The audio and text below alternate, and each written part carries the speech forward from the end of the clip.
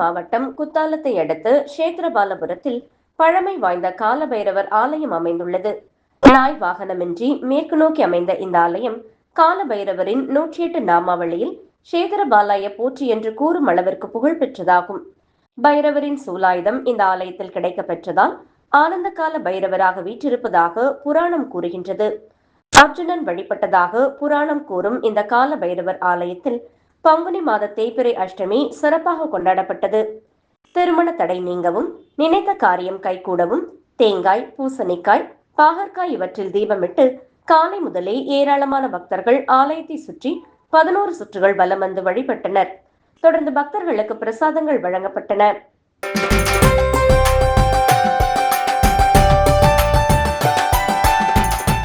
காஞ்சிபுரம் மாவட்டம் வாலாஜாபாத் வட்டம் ஊத்துக்காடு பகுதியில் அமைந்துள்ள அருள்மிகு தேவி ஸ்ரீ எல்லையம்மன் ஆலயத்தில் 2ஆம் நாள் உற்சவத்தினை முன்னிட்டு அம்மன் சந்திரபிரபை வாகனத்தில் எழுந்தருளி ஊத்துக்காடு பகுதியில் வீதி உலா வந்து பக்தர்களுக்கு காட்சியளித்தார்.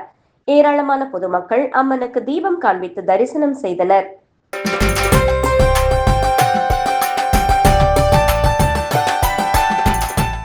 விழுப்புரம் மாவட்டம் திண்டிவனம் கிராம தேவதை ஸ்ரீ சேத்தக்கால் செல்லியம்மன் என்கின்ற அருள்மிகு மூங்கிலம்மன் திருக்கோவில் பிரம்மோற்சவ விழாவை முன்னிட்டு குளக்கரை சென்று கரகம் ஜோடித்து ஊர்வலமாக கோவிலை வந்தடைந்தது.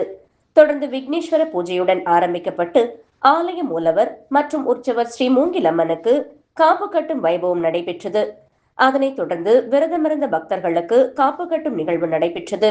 மேலும் துவஜாரோகணம் என்னும் கொடியேற்ற நிகழ்வில் சோளம் மற்றும் ஓம் சக்தி என்று பொறிக்கப்பட்ட பட்டம் ஏற்றப்பட்டது.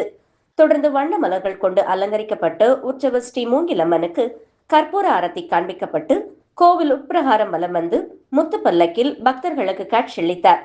தொடர்ந்து இரவு வீதி உலா நடைபெற்றது. இதில் திரளான பக்தர்கள் கலந்து கொண்டனர்.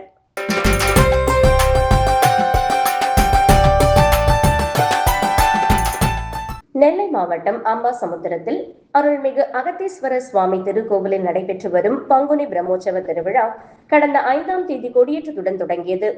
இன்று 6ஆம் நாள் விழாவாக சுவாமி மற்றும் அம்பாளுக்கு சிறப்பு அபிஷேகங்கள், வண்ணமயமான அலங்காரங்கள் மற்றும் தீபாராதனை ஆகியவை நடைபெற்றன. நூற்றுக்கணக்கான பக்தர்கள் திரளாக கூடி சுவாமி தரிசனம் செய்து இறைவனின் அருளை பெற்றனர். விழாவில் பங்கேற்ற அனைத்து பக்தர்களுக்கும் மகா பிரசாதம் வழங்கப்பட்டது.